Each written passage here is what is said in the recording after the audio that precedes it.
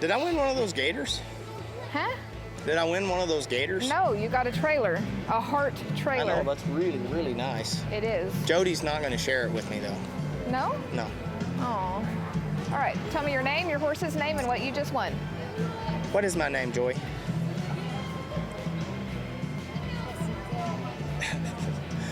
Casey Deary. And what's your horse's name? America's Next Top Gun. Also known as? Maverick. And what did you just win, Casey Deary, who rode Maverick? The 2022 NRHA Derby. Am I doing okay? Tell me more about this horse. You know, he's a horse that's been in the family since he hit the ground. I won the rein futurity on his mother. She was kind of the horse that got the ball rolling for my career. So my wife and I owned half of her with Dana Case, and she kind of changed our family. And the Archesi family bought her the night before the futurity finals, and so that's kind of started a great relationship that's been going for the last 10 years. So I love showing and winning events with Archesi's brand on.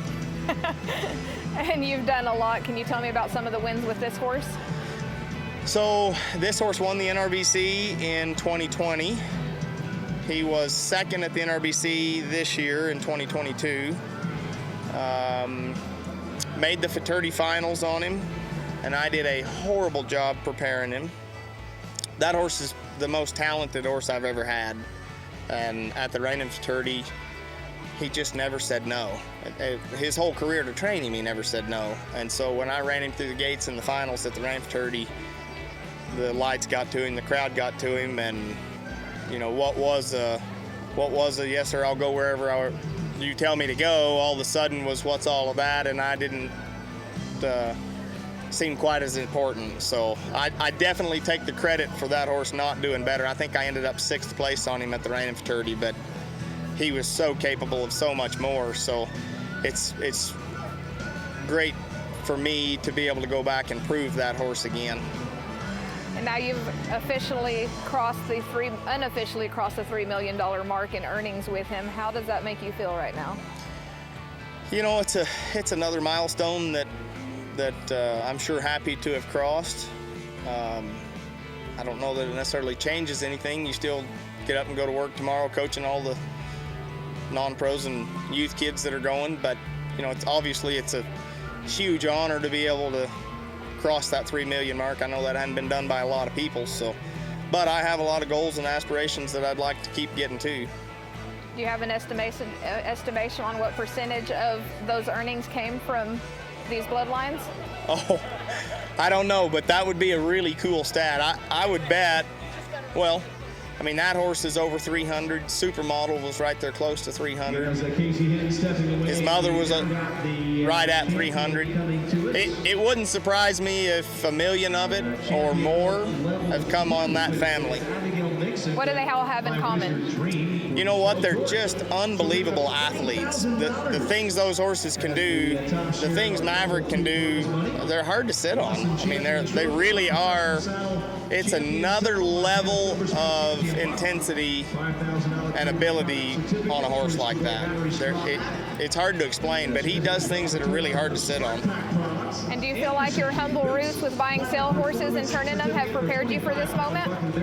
Well, I certainly think that's what's allowed me to get along with a lot of those different, quirky individuals that maybe don't fit every program.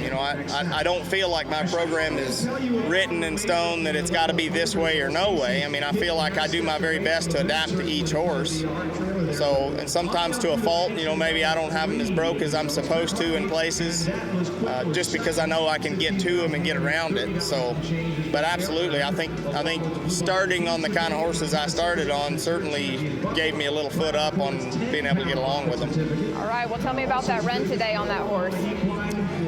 It's so hot and humid here that I did my very best to not have him hot. I got on him about 2 hours before I went, and I went to barn 6 and I ran circles on him and ran a couple of straight lines and turned him around once over there. That was about 4:30, and then I got back on him So call it about 6 o'clock. I went over and checked him in, which is about 20 minutes before I went.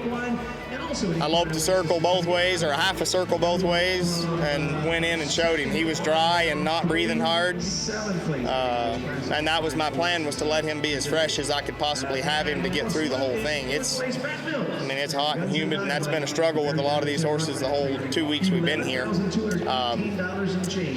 I questioned my decision on the lead departure to the left. He kind of got a little shaky there, and I thought might have left him a little bit fresh, but when I loped off and told him where to go, he hooked right up and he did his job, and he obviously had enough air to get through it.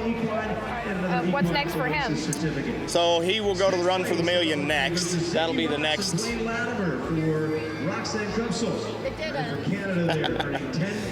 Yeah, the Run for the Million will be the next place that horse competes. And where's the next one for you? We actually go to the Paint World next week. So we'll be in Fort Worth for 3 days next week. And then I think maybe the Million may be the next one after that.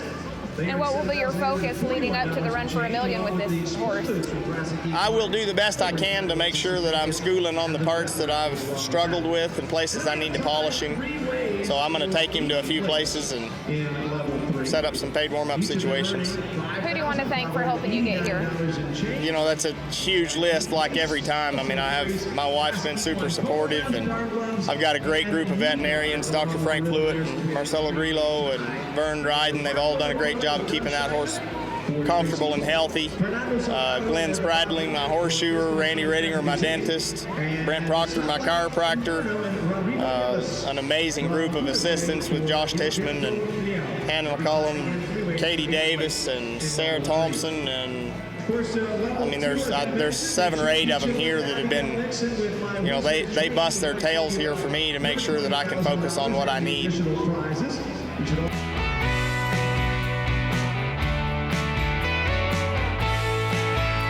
All right. Hi, I'm Frank Costantini. I'm here this afternoon with Amanda Lester and Chloe Lawrence. Amanda, you have some questions you'd like to ask Chloe and I as far as what we do with Markel?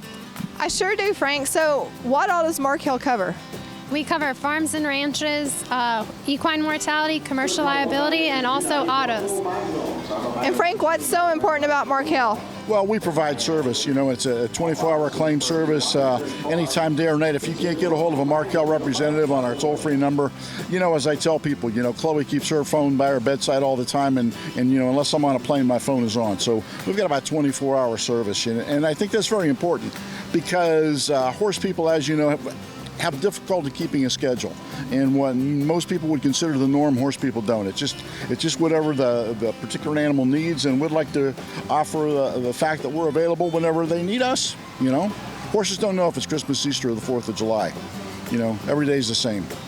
Well, Frank and Chloe, thank you guys so much for your time, and thank you for your sponsorship of Virtual Horse Help and other reining events and other shows and all that. You guys are a great part of this industry. Well, Amanda, we appreciate what you do, and with Virtual Horse Help, and also your contribution that you make, and the publicity you bring to companies like Markel and to people like Chloe and myself. Awesome, guys. Thank you, Chloe, for your time. Thank you, and knowledge is power.